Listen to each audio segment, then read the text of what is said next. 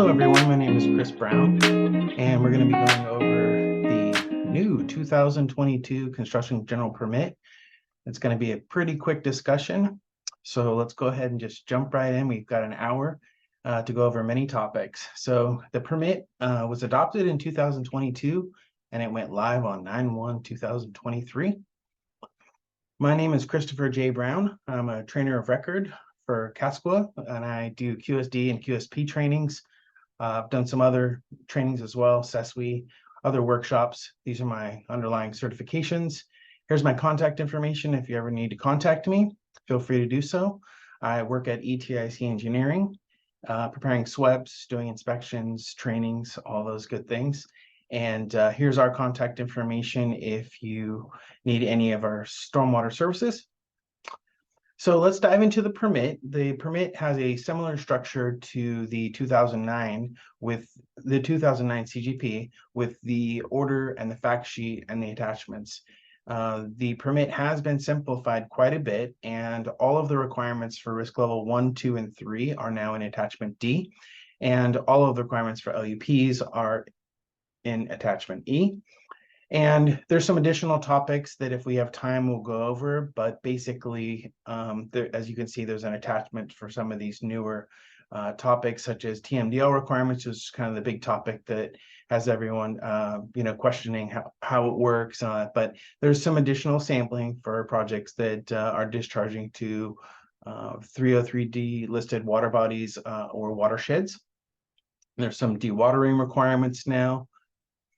So there are approximately 13,000 plus permitted construction sites in the state of California. And as you can see, there's about 3,300 QSDs through the CASQUA program. And there are about 3,300 through the self-certified QSD method. And only 2,200 plus, about, more every day, QSPs that are fully credentialed at this time. So there is a bit of a staffing issue. Because of course, not all of the people that are currently registered are going to be available or willing to do some of the new required tasks. And one example would be that now all pre-storm inspections need to be conducted by a QSP. This can no longer be delegated. So they've expanded the window of when the pre-storm inspection can be done, but still you need a QSP to conduct that inspection at all of the permitted projects in California, and it's a pretty big number. So the permit overall is very similar. This is, not an entry-level discussion, but the BMPs are still required to be year-round. It can rain anytime during the year in California. The CGP regulates stormwater and authorized non-stormwater discharges. Other discharges are prohibited. Other discharges are often called unauthorized non-stormwater discharges. You still need to get a permit if you're disturbing greater than an acre of land, unless you're part of a larger compound development that disturbs less than an acre, but the larger compound development is greater than an acre. Getting permit coverage is pretty similar. We're still using the SMART system. There's a new electronic authorization form, but it's got the same components that many of us are used to: the NOI, the permit application, risk determination, SWEP binder, the maps, post-construction standards, fees. There is a new public posting requirement for both traditional and LUP projects. For LUPs, you could still be a standalone LUP project, say at a project for the city of Napa. They're doing a public works, water line upgrade, something like that. But for the larger LUP dischargers, say like utility companies, statewide utility companies, there is a new programmatic approach where they get one SWEP for each regional board, and then for each of their projects within that regional board jurisdiction, they file what's called an LCAN, the Linear Construction Activity Notification. And each LCAN is its own project. And so the programmatic SWEP has the rules for all of the LUP types in that region. So if you have a variety of LUP types, 1s, 2s, 3s, then the programmatic SWEP would have all the rules for all that, covering everything. There is one thing, LCANs can only be one LUP type. So if you end up having a project, you might end up with more than one LCAN for that project. Similar to the past, failure to permit coverage is a violation of the Clean Water Act and California Water Code. So there's a lot of text on this slide, but let me explain what's going on. Right now, we are in the transitional period. It started on 9/1/23. So projects that were previously permitted under the 09 can continue under that coverage for up to 2 years. If they don't complete their project by the end of the 2-year period, the transitional period, then they will need to get coverage under the new permit. At 9/1/2025, all of the 09 permits will be terminated if they're still open. And as I said, any project that's still going will need to get coverage under the new CGP. Projects starting after 9/1 getting permitted and starting after 9/1, of course, are under the new 2022 permit, and they will need the full suite of documentation, the permit application, the SWEP, the maps, all that following the new permit. The rainfall erosivity from the 2009 permit, that still applies to the, that's still an option under the new permit, the 22 permit. But if you have an 09 permit, it cannot be modified or extended. So you can't extend the duration or increase acreage. That will require you to get permit coverage instead of operating under the waiver. So there is that restriction. There's a new topic that is covered under the new 2022 permit, and that's inactivity. Inactive is now a formalized process that if a project is going to be inactive for 30 days or longer, the discharger has the option of filing for inactivity. So you have to winterize your site, stabilize your site, I should say, and submit photographs and a map. And that is submitted through a COI, change of information. And before any changes occur, or you can actually go into this inactive status, which allows you to reduce inspections and cease sampling, that COI will need to be approved by the regional board. Additionally, after COI approval, the QSD must visit the site within 14 days to ensure that the SWEP program is being properly implemented. And as I said, the big factor is that inspections are reduced to monthly inspections and pre-QPE inspections, and sampling is then suspended. To resume construction, you have to file another COI and get approval before you could resume. There's some rules that have there's some new rules under this new permit, and a lot of the terms we're used to, but the DAR and the QSP trained delegate. So let me explain those here briefly. So we're all familiar with the permit holder or the LRP, and this has always been the discharger. Well, the discharger is really an organization or a person, like say they're a private landowner. It's an entity, it's a person, and the LRP is now the signatory for the discharger. So it's really the discharger's responsibility to make sure that all the compliance activities are occurring at the site. The SWEP is amended within 30 days, that the licenses of the staff that are working at the project are valid, and that the start and stop dates that are being utilized for risk determination that are listed on SMARTS, that are on the public posting notice in the SWEP, are all match and are accurate. Of course, the start and stop dates play a big part in risk determination and really determining the risk level or LUP type of the project. They need to ensure that all the contact information is up to date. And if there is an LRP change, then that information would need to be updated on SMARTS. So again, LRP is the discharger. They are the primary signatory for the discharger. The new role is the duly authorized representative. And some of you may have remember from the 09 permit, this role was called the approved signatory. So not too much has changed. The DAR can, and I'm not sure that DAR is an approved acronym, but the duly authorized representative can sign and submit documentation for the LRP on the smart system, but it is still the LRP's account, and they are still, the primary signatory for the discharger. The QSD has a big expanded role under this new permit. First, the discharger shall retain a QSD from the beginning of the project through the NOT approval. They have this expanded role that involves quite a few inspections, which we'll go over here shortly. And some of the inspections are triggered by certain events, but there are some just frequency-based inspections now.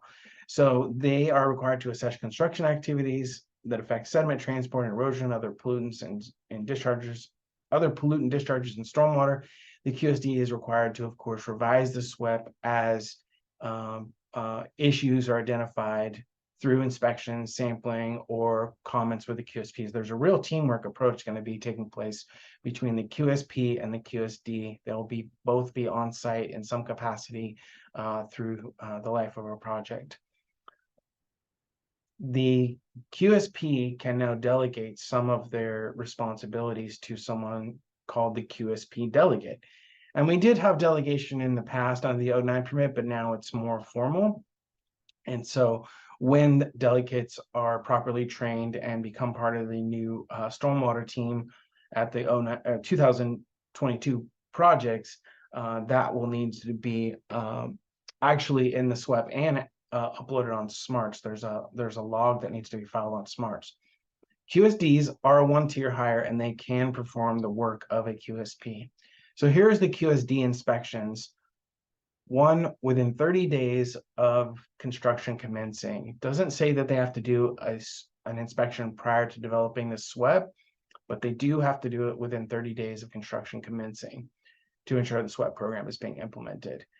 If there's a QSD change, within 30 days of that change, the new QSP would have to do an inspection 2 times annually in the months listed here, once in August and October, to ensure the SWEP program is going to be implemented for the rainy season. And then I assume that the January-March inspection is for the making sure that the BMPs and the program are being implemented properly during the middle of the rainy season. Within 14 days of within 14 calendar days of a NAL exceedance. And when a project goes inactive, I mentioned previously, within 14 days of the COI approval for going inactive.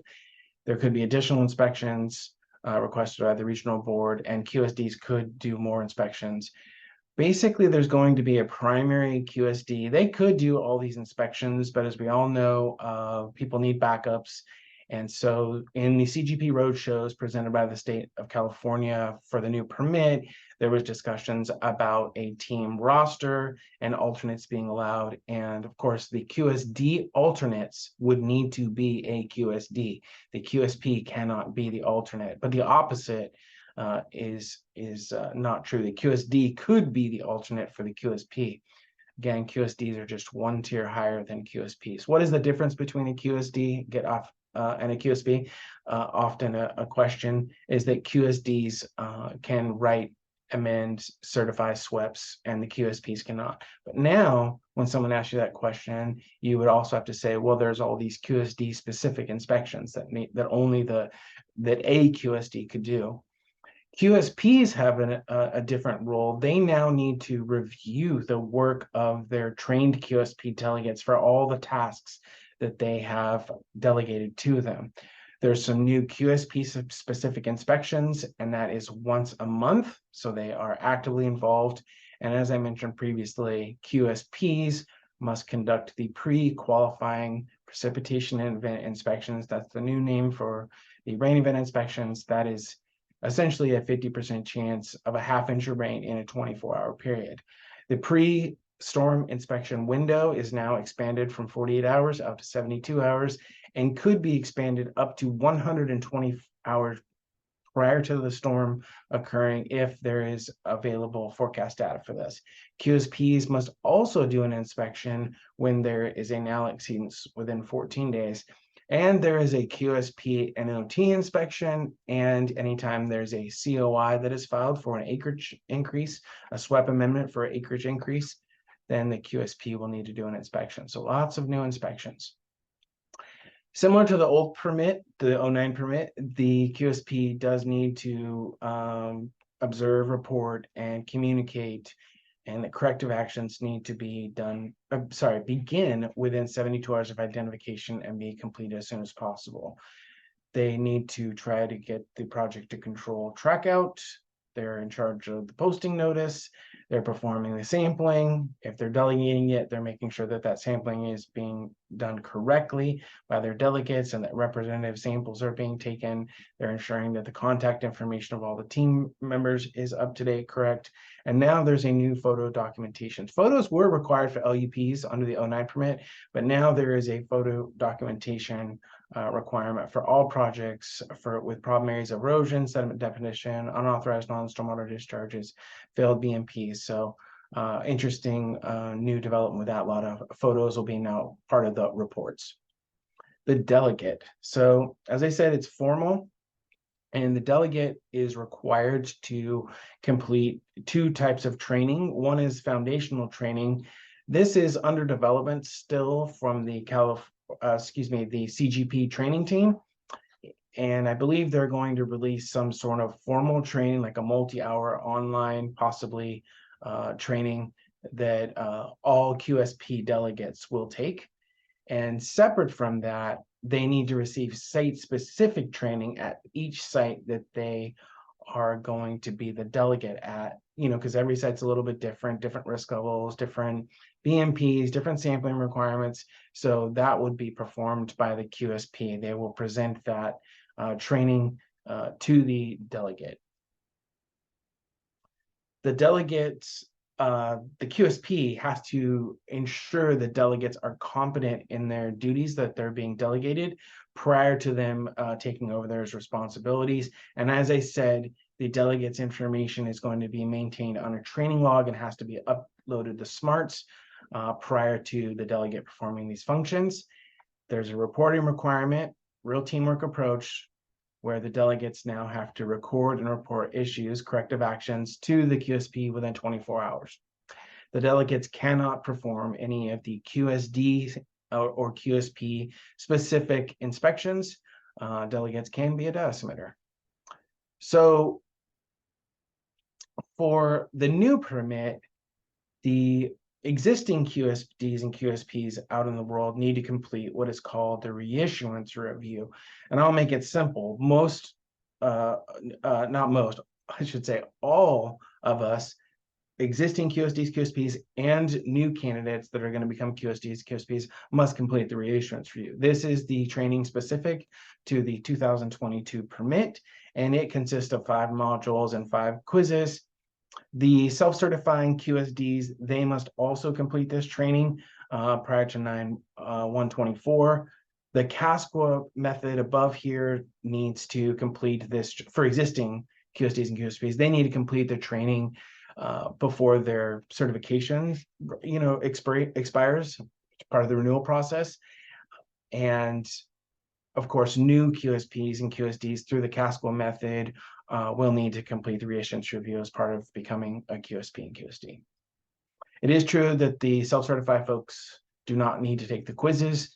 I can't give any more information on that. I'm a CASQA QSD, so I took the modules and the quizzes.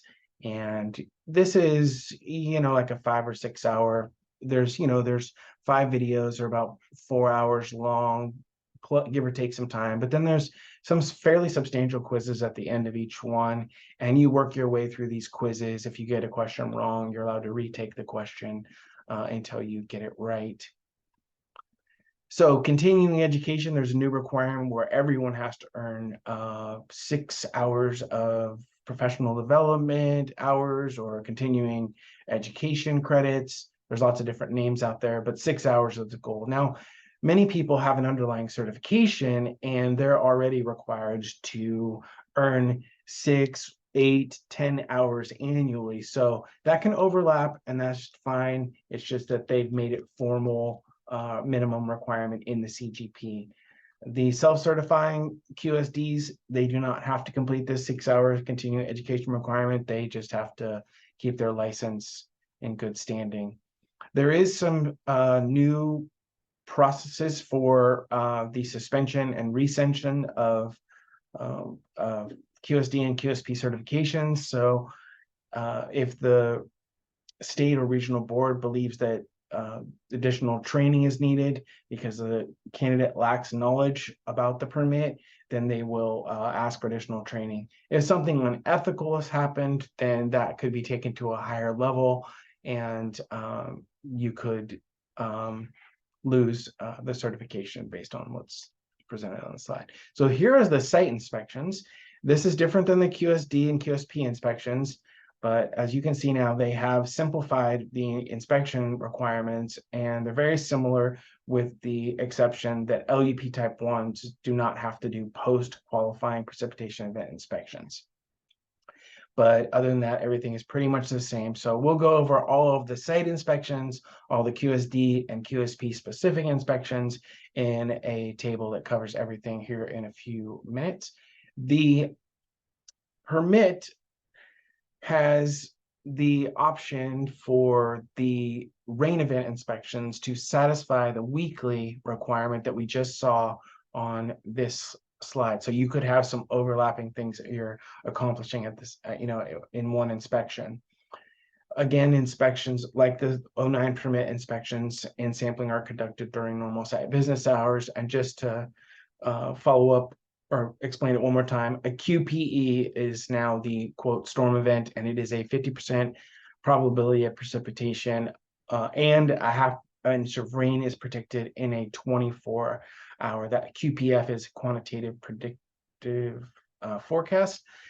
So 50%, half inch in a 24-hour.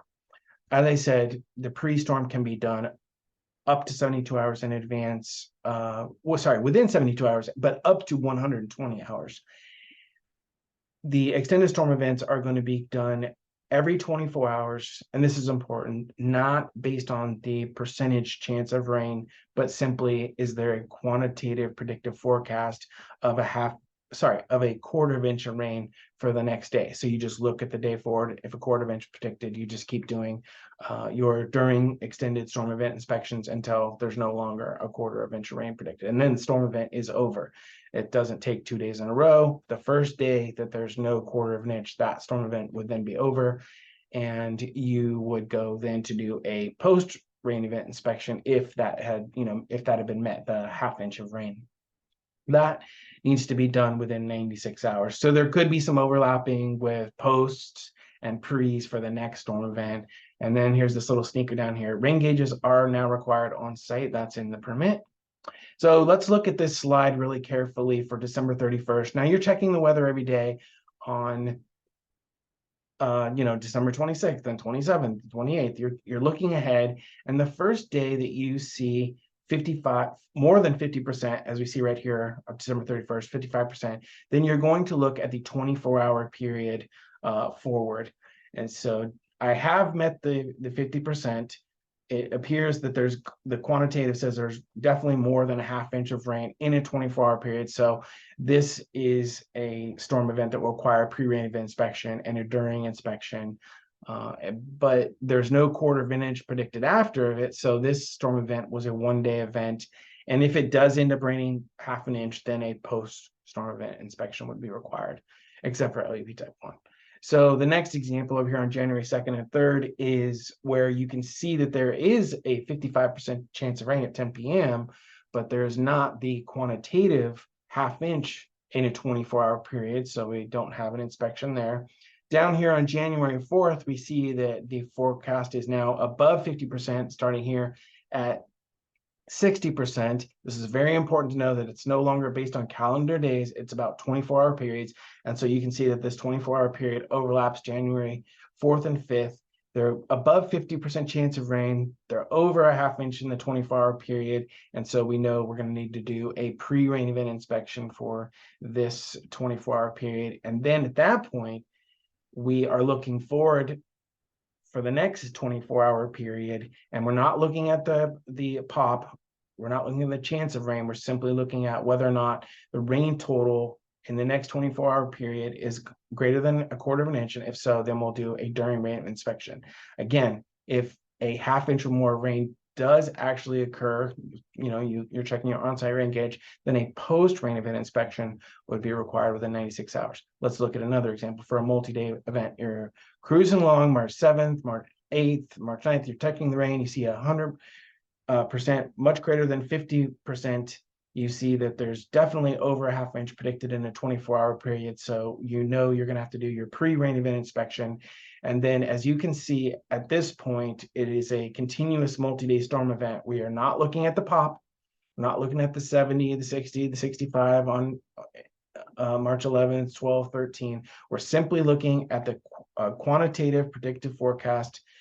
And each of these days, days 2, day 3, day 4, day 5, all have a greater than a quarter inch of rain in a 24-hour period. And then this still continues on the 14th and 15th, but on the 16th, 15th and 16th, you can see that there is no more rain predicted. And so it ends on day 6. And if it ends up raining greater than half an inch, then we would do a post-rain event inspection within 96 hours. This is the full inspection chart. This came from the CGP roadshows from the state of California. And as you can see, we've got the site inspections, the weekly, the pre, the during, the post, who can do those. And delegates can assist quite a bit, but they can't do that pre-qualifying precipitation event inspection. And so we're going to need the QSP or a QSD to perform that. As you can see, QSDs can perform just about everything. And then we'll look at the QSP specific inspections, the monthly, their NOT inspection, the COI acreage change inspections. If there's a NAL exceedance, both the QSD and QSP are required to do inspection within 14 days. If it's the same person, that would be okay. There's not a meeting required on site. It doesn't say anything like that where these two individuals, QSD and QSP, have to meet, but just simply that an inspection is required from both of them. The QSD, 30 days from commencement of construction. There are 2 annual inspections if there's a QSD change. And then carefully look at the inactive requirements. You can see that if something is approved to go inactive, then the QSD needs to do inspection within 14 days of COI approval. And then we have the inactive, the formally inactive inspection frequency. And it's not a mistake. It clearly states that in the permit, the QSP delegate can perform these inspections at an inactive site. So they could do the monthly and the pre-QPE, where they cannot do the pre-QPE at an active site. So the difference is that the inactive site is fully winterized and not an active construction site. Let's continue on. So there's monitoring exemptions. These are very similar to the old permit, the 09 permit, except they've added this high winds item with 40 miles an hour, but everyone has to make their own safety calls. These are like the minimum exemptions, right?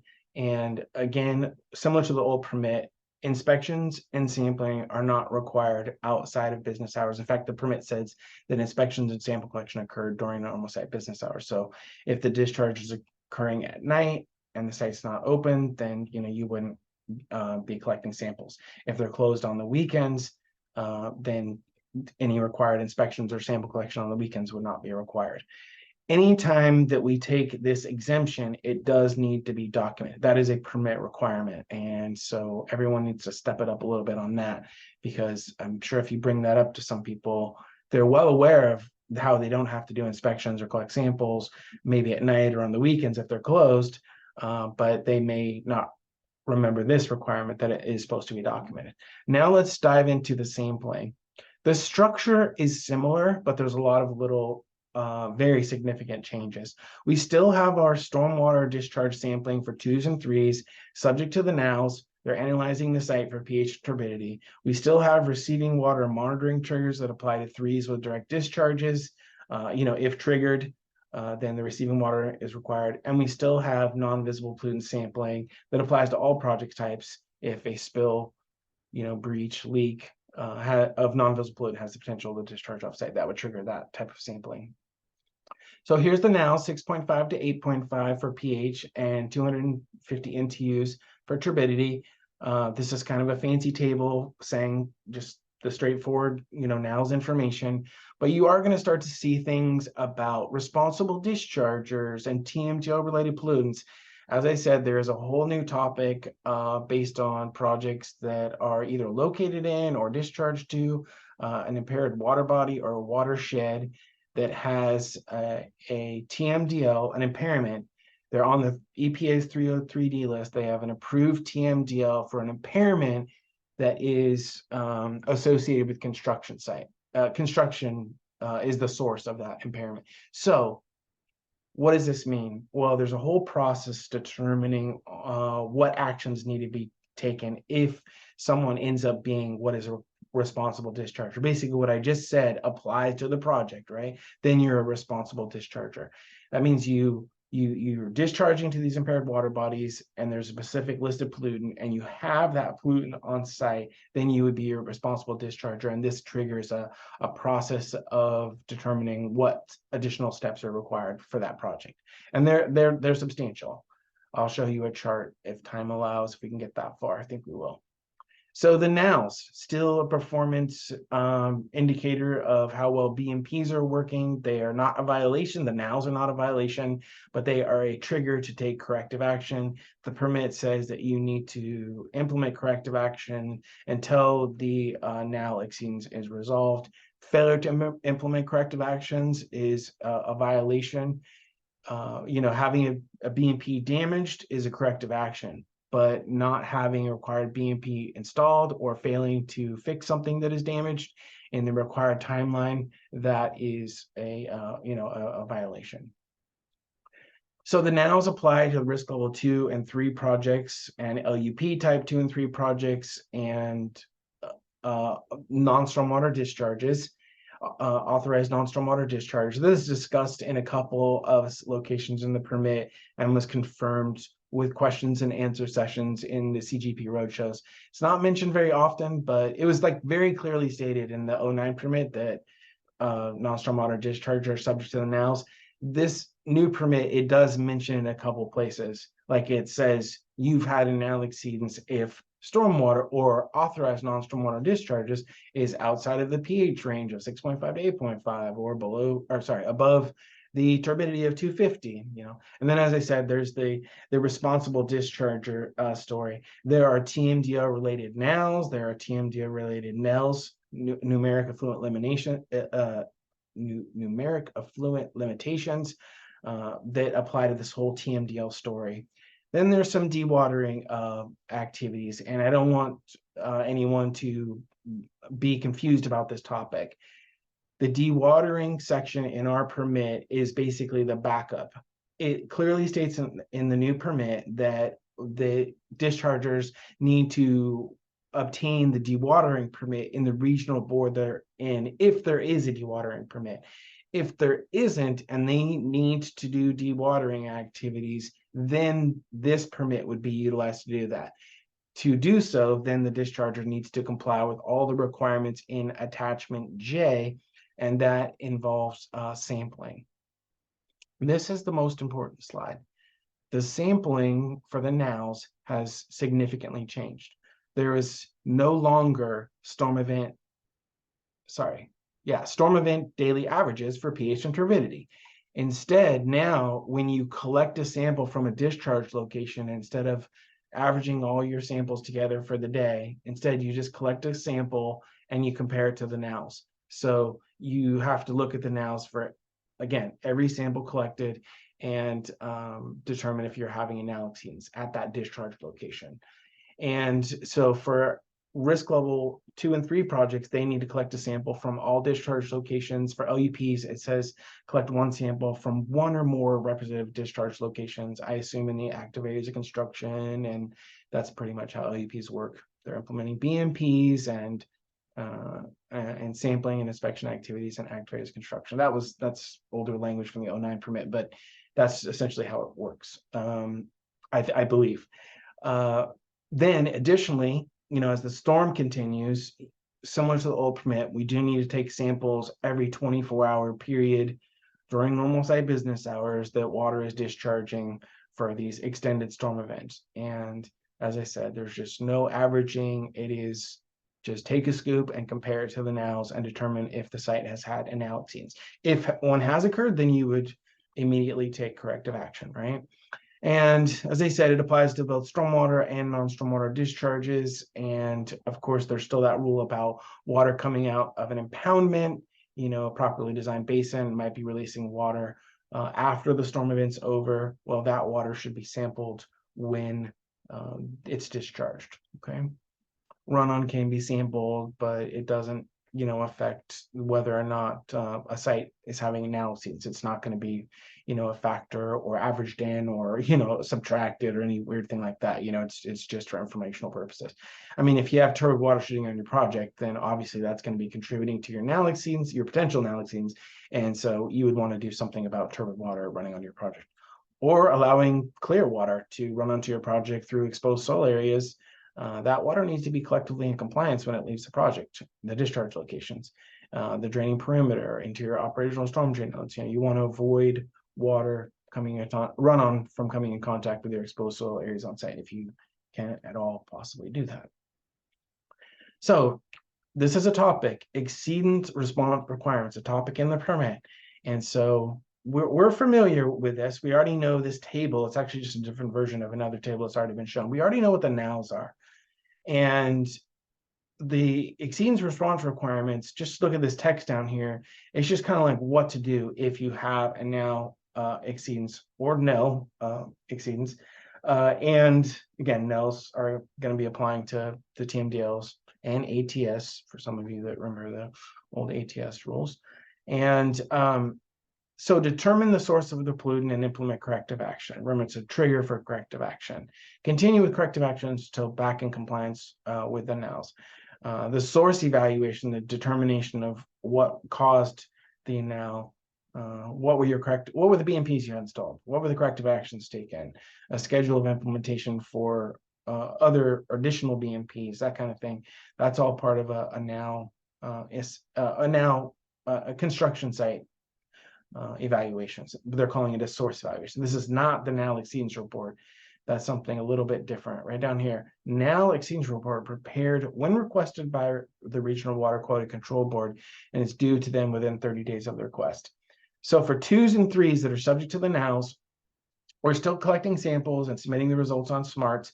If you're collecting samples and they're compliant, then they're due within 30 days of conclusion of storm event. If you're having a NAL exceedance, then that ad hoc report on SMARTS needs to be submitted within 10 days of conclusion of the storm event. So the 30 days is new. The 10 days is the same timeline that we had before.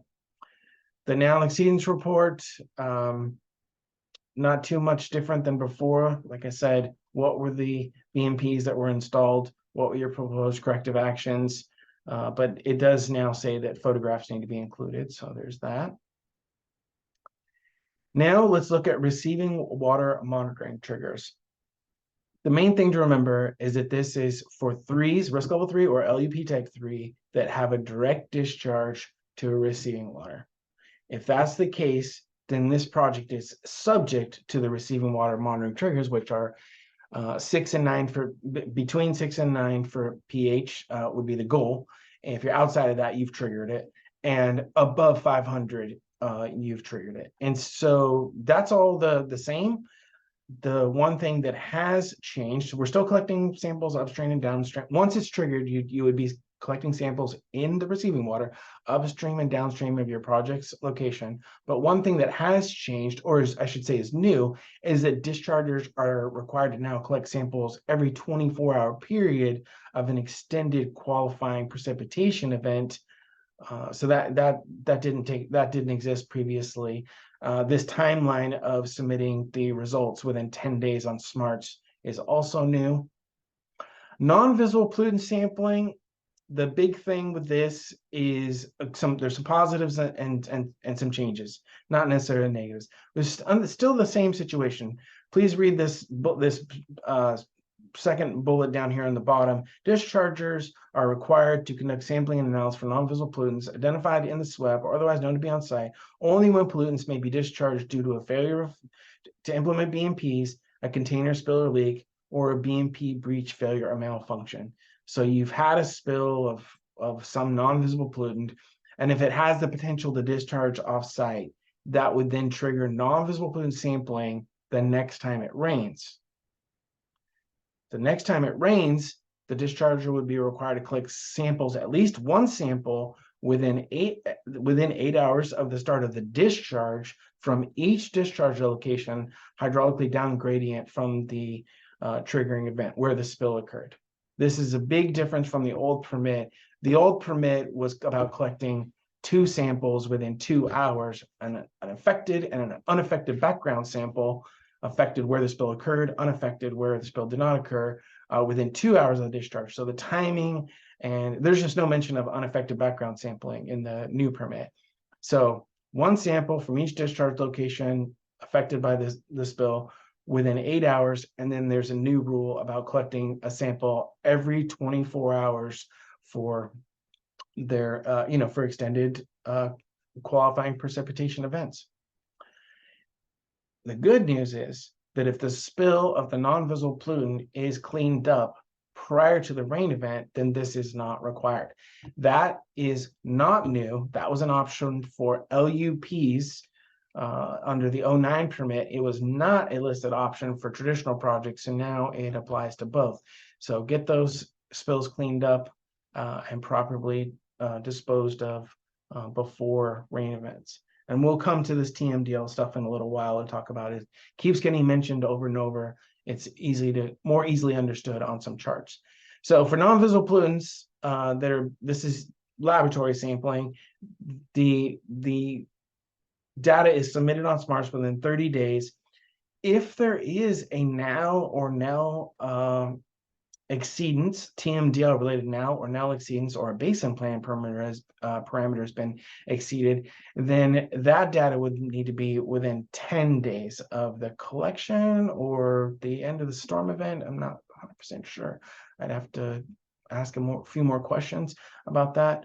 But if you have a NAL exceedance, then you would need a TMDL related NAL exceedance. You would need to prepare a NAL exceedance report when requested by the regional board and provide it within 30 days.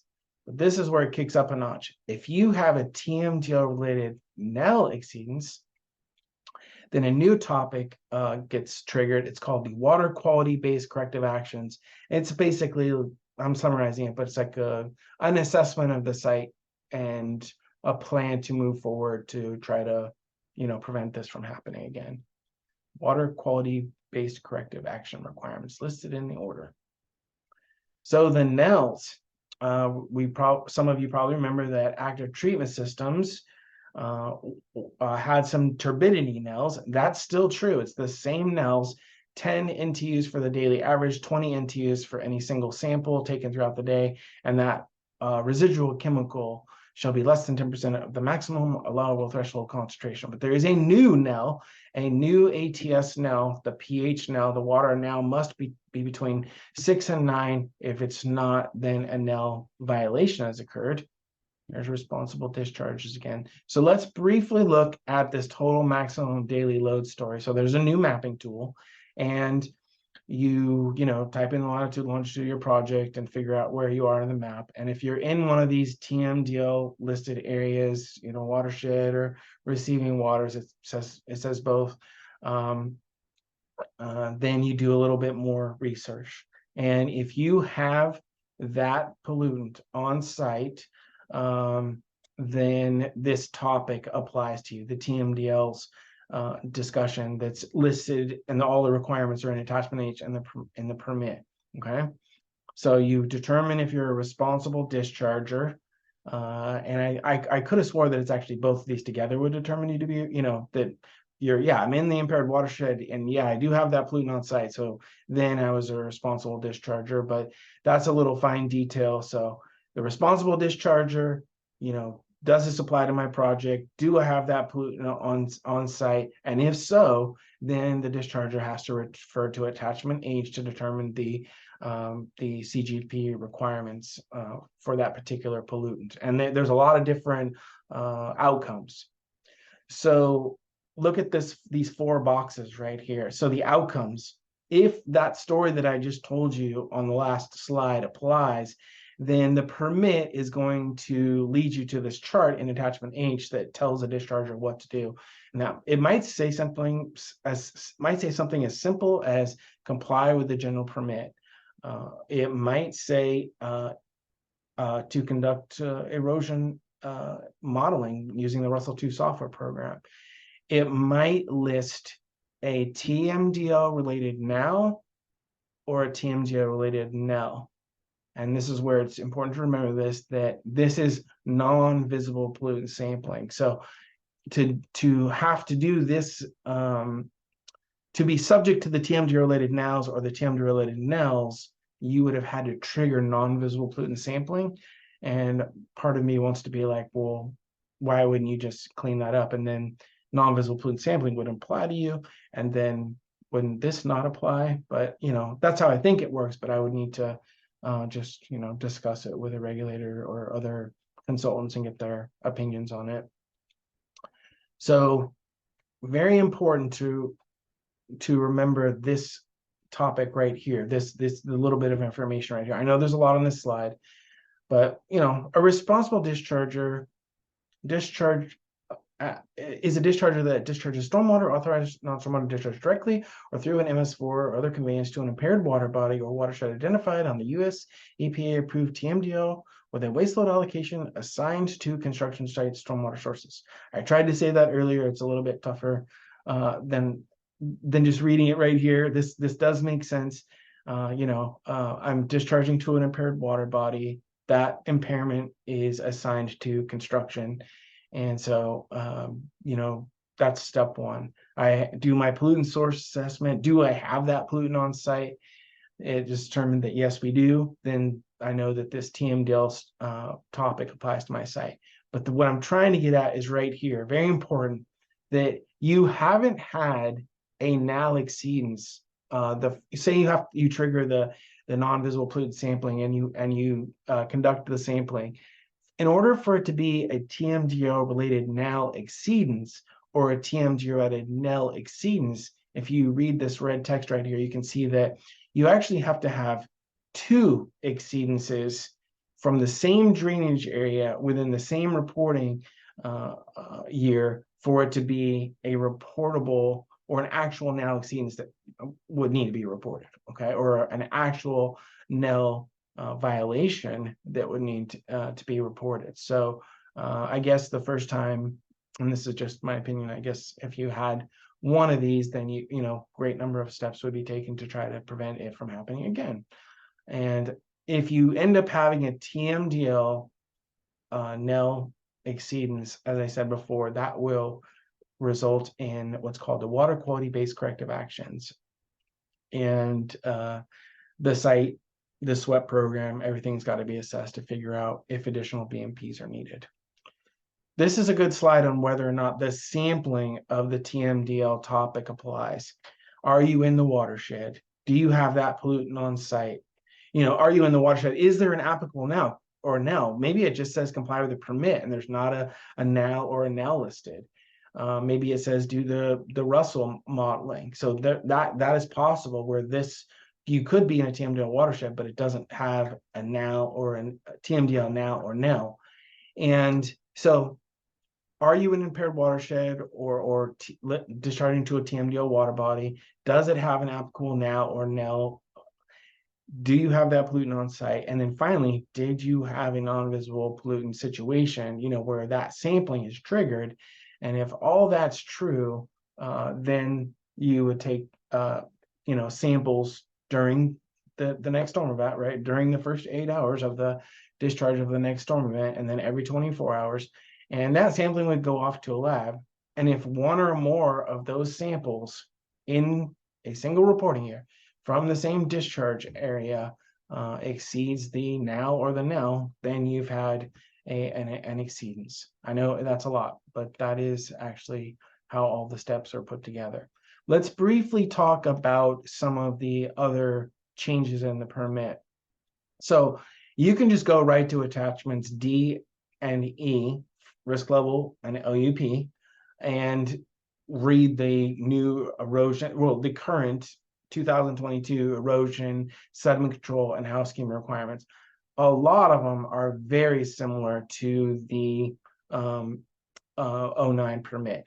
There's some new ones that stick out. So one of them is that the erosion control, the stockpile erosion control BMPs need to be on site.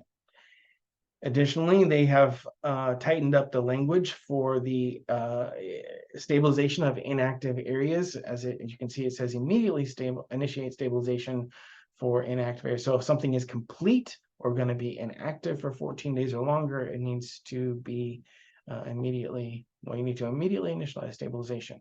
So there can't be projects that are done and they wait a couple of months before they, stabilize these, or an area that's inactive but unstabilized for long periods of time. This needs to happen right away. So that's that was always the intent, I believe, but now they've got the language is fine-tuned. And you can read some of these other items, but the ones that are on this slide seem to be more of a construction practice, guidance. Minimize soil compaction, reestablish vegetation or non-vegetative erosion controls as soon as practicable. So, all these things are working around an active construction site. So it's not going to be easy to comply with these erosion controls. If feasible, divert up gradient run-on water from contacting exposed soil areas. So this is the whole run-on story. You want to convey run-on around the site in a manner that prevents erosion. Run-on flowing onto a site from off-site areas may be separated from a site stormwater discharge to eliminate commingled contribution. Run-on diversion shall occur prior to entering an area affected by construction activity. Run-on flow diversion shall be conveyed through or around the construction activity in a plastic pipe or engineered conveyance channel. So a lot of new text, run-on combined with the site stormwater discharge is considered a stormwater discharge. So this basically, if the water run-on is commingled with your water, then that's the site's water when it leaves your permitted area, and it's subject to the the narrative and numeric standards. There's some additional requirements. Got some wording in here about ample cure time for spray-on products. Sediment controls, same situation, perimeter controls, construction and stabilized construction entrances, maintaining these BMPs that are installed, still referring to CASPA's handbook for the design of sediment basins. Talks about using a skimmer to withdraw the water from the top of the impoundment instead of from the bottom. And some just sediment control topics for active areas construction, design and construct cut and fill slopes in a manner to ensure slope stability, and use these techniques: reduce continuous slope length, terracing, reduce slope steepness, roughen slopes with cobble or track walking. This is not going to apply to every project. I mean, the rules apply, but it's just not going to be a scenario that every project is going to be confronted with. They may not have steep slopes, There were, for the 09 folks, the people around 09, you're familiar with the requirements that sheet flow sediment controls be installed on slopes at specific intervals based on the percent slope. And that's true, but the percentage slope ratio has changed, and so this is an updated table.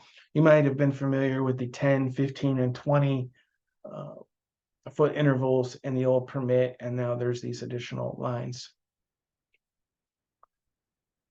So limit construction activity to and from traffic that utilizes stabilized construction entrances, protect and maintain BMPs. Remove sediment on roads, vacuuming and sweeping prior to precipitation events. Trying to get to this one that I can remember since we're running out of time. Course, wash vehicles or clean streets in a manner to prevent unauthorized non-stormwater discharges. Eliminate them, any non-stormwater discharges that are not authorized, and that's basically anything that's not on the authorized list that's up in the order that's listed right there. We got our inventory still. We're still applying best management practices to stockpile construction materials, soil spoils, storing chemicals properly in watertight containers, minimizing the exposure of construction materials to precipitation, controlling track out, minimizing the use of plastics. Wash waters. Wash water shall be captured and treated prior to discharge or disposed of at a permitted facility that can accept that waste to mitigate impact. So everyone's got to step it up. Should have been doing this all the time with concrete rinse waters, masonry, paint washouts, vehicle washing areas. All that wash water's got to be properly collected and disposed of. So got leak trays, not leak trays, but containment for sanitation facilities. Inspect them and do the maintenance on them, replace them, as needed. Keep debris and trash in waste containers. You don't want things to be washed offsite or wind blown offsite. Covering waste disposal containers. Secure and contain concrete washout areas and other washout areas that may contain additional pollutants to minimize discharge into the underlying soil. So we don't want to have just pits in the ground with rinse waters. Washouts need to be covered prior to rain events, during precipitation. This is fairly new, actually. Both traditional and LUPs now need to do fueling, maintenance, and storage in a designated area fitted with appropriate BMPs, so that fuel, oil, and grease, or other vehicle and equipment related materials are not contaminating the ground, and if so, they can be cleaned up from this contaminated area. This maintenance area. Clean up leaks and properly dispose of. Discontinue the application of road landscape materials 2 days prior to a forecasted precipitation event. And we still have the same thing with, apply materials per manufacturer's specifications. Things need to be stockpiled properly. Control the aerial deposition of site materials. Implement housekeeping BMPs. I think we're going to have to stop here. We're finally running out of time. This is a new topic, the surface water buffer projects that are within 50 feet of waters of the U.S. This is for all projects, not based on risk level or LEP type, but if you're disturbing the 50-foot vegetative buffer next to waters of the U.S., then Russell 2 calculations modeling is required, and an effective combination of sediment erosion controls will need to be implemented on that area prior to the next storm event, and during the rainy season, to ensure that that area doesn't erode into the waterways. Thank you so much for your time today. If you have any questions, again, please call me anytime. Everyone have a wonderful day. Thank you very much.